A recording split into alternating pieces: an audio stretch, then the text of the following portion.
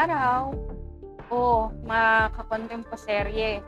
Ngayon, nandito na naman tayo para sa isang episode na alam ko marami tayong matututunan. Ngayong ikatlong markahan ay ating nasa diskurso ang mga isyu sa kasarian at lipunan. Ngayon, nandito na tayo sa mga paksain ng diskriminasyon sa mga kalalakihan, kababaihan at LGBTQI.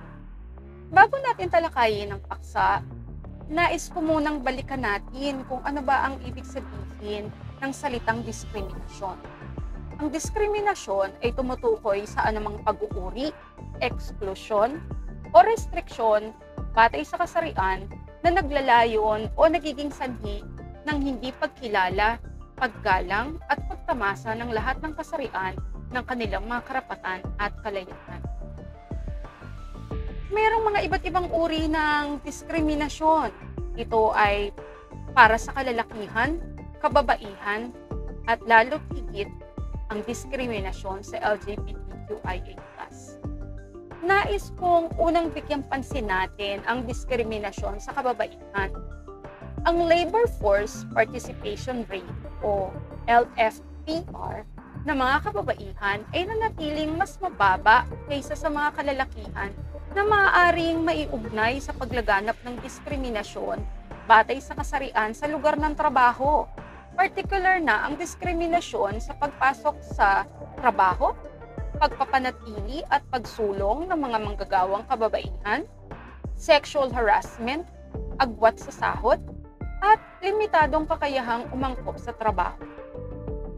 Ang limitado at hindi pantay na pakikilahok ng mga kababaihan sa gawain pang ekonomiya ay may direktang epekto sa paglago at pag-unlad ng ekonomiya ng bansa.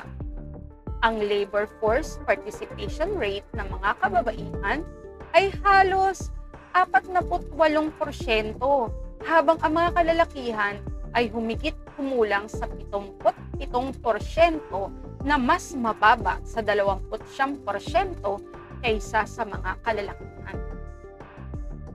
Bukod sa diskriminasyon, may iba't ibang karahasan na nararanasan sa ating mga kapaligiran. Ito ay nauukol sa kalalakihan, kababaihan, at sa LGBTQIA+. Nais kong unang talakayin ang diskurso ng karahasan sa kababaihan. Ayon sa United Nations, ang karahasan sa kababaihan o violence against women ay anumang karahasang nauugat sa kasarian na humahantong sa pisikal, sexual o mental na pananakit o pagpapahirap sa kababaihan kasama na ang mga pagbabanta at pagsikil sa kanilang kalayaan. Hindi lamang limitado sa pisikal na pang-aabuso ang violence against women. Maaari ito sa paraang verbal, sexual, psikolohikal at ekonomikal. Maraming paraan ng mga kalalakihan upang maipamalas ang kanilang kapangyarihan sa mga kababaihan. Ang pananakit na pisikal ay isang halimbawa nito. Mula sa verbal na pang-aabuso ay nauuwi sa abusong pisikal. Ang lahat ng kababaihang nakaranas ng pisikal na pananakit ay biktima rin ng iba pang anyo ng pang-aabuso.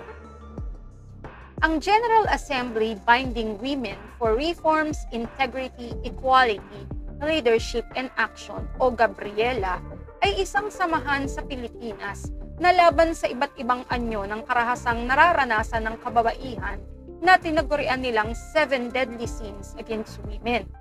Ang mga ito ay ang pambubugbog, pananakit, panggagahasa, incest at iba pang sexual na pang-aabuso, sexual harassment, sexual discrimination at exploitation, limitadong access sa reproductive health, at sex trafficking at prostitution. Istatistika ng karahasan sa kababaihan 2017 National Demographic and Health Survey o NDHS, isa sa bawat 4 o 26% na babaeng may edad 15 hanggang 49 ang nakaranas ng pananakit na pisikal, sexual at emosyonal. Karamihan sa mga nananakit ay ang mga kasalukuyang asawang lalaki o partner. Letter B, 5% na babae ang nakaranas ng sexual na pananakit. 14% na mga babae ang nakakaranas ng pisikal na pananakit. Isa sa bawat 5 o 20% na babaeng may asawa ang nakaranas ng emosyonal na pananakit mula sa kanilang mga asawa o partner. May ilang kaugalin din sa ibang lipunan na nagpapakita ng paglabag sa karapatan ng kababaihan.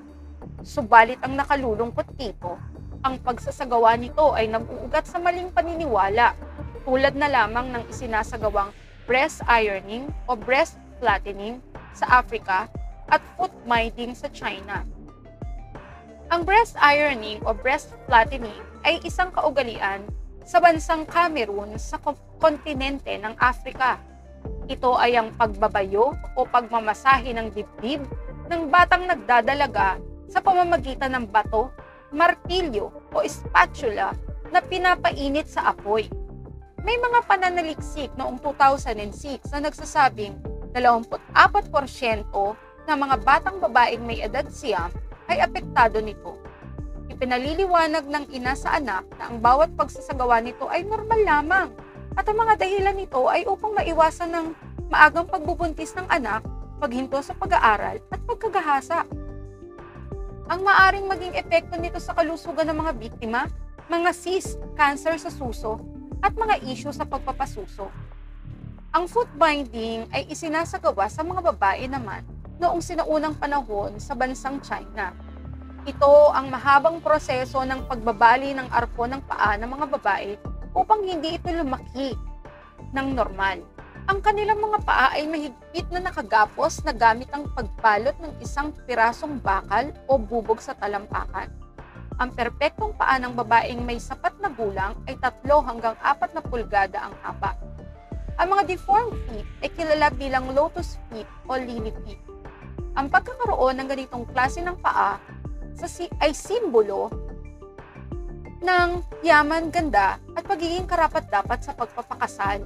Subalit dahil sa mga kababaihang ito ay may bound feet na limitahan ng kanilang pagkilos, pakikilahok sa politika at ang kanilang pakikisalamuha noong 1911.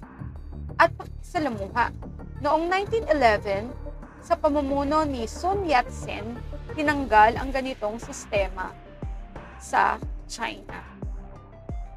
Meron pang isa, ito ay ang tinatawag na female genital mutilation, na kung saan binabago ang ari ng isang babae upang mapanatiling walang bahid dungis, at ito ay ginagawa sa kanlurang Africa. Ilan lamang ito sa mga karahasan ng mga kababaihan sa iba't ibang panig ng mundo na nararanasan dahil sa mga maling paniniwala. O ayan, mga kakontemporserye, nalaman natin na may iba't ibang uri ng karahasan at diskriminasyon na nararanasan sa kababaihan. Talakayin natin ng mas malalim ang mga ganitong diskurso at kung ano pa ang ating nararapat na gawin upang mabawasan ang ganitong mga karahasan at mga diskriminasyon. Hanggang sa muli, mga kakontemporserye, sana marami tayong napulot at natutunan mula sa ating maikling talakayan sa videong ito. Magandang araw!